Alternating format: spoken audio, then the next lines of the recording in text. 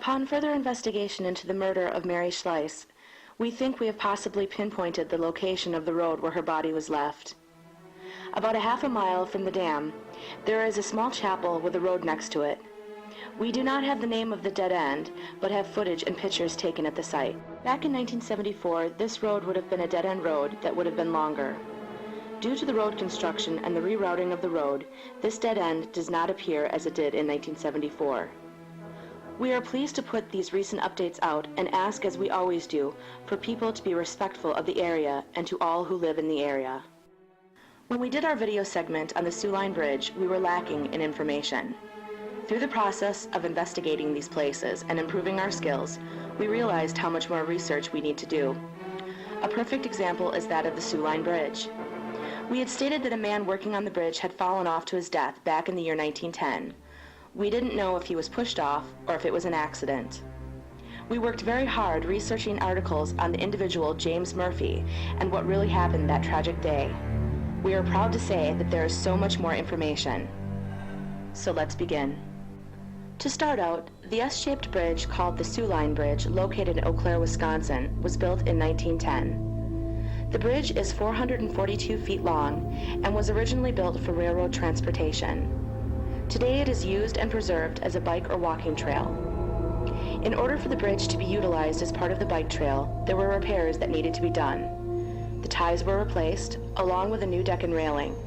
New concrete was added to the piers as well. The beautiful scene of the river and landscape are breathtaking here. The Soo Line Bridge is an asset to the city of Eau Claire and all who admire it. The Soo Line is wonderful and the views beautiful, but there was also a very sad, tragic day that darkened the bridge.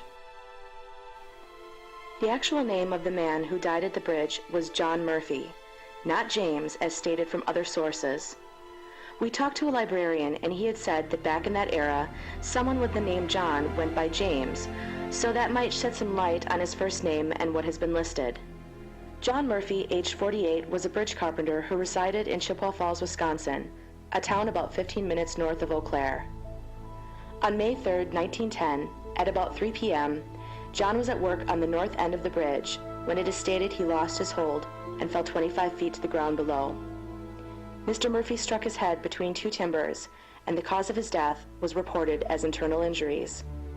At the time of his death, his fellow workers had their backs to him. All they heard was a cry for help and his body falling. John Murphy left behind his wife Catherine and two daughters, Mary, who was a teacher for the Island Street School, and other daughter Anna, who at that time was a student. This tragic death can be shelved away with so many other deaths that should never have occurred. It is very sad to think of a man losing his life at the age of 48 and leaving behind his grieving family. Our focus now is that with the knowledge we have discovered, is Mr. Murphy's soul not at rest?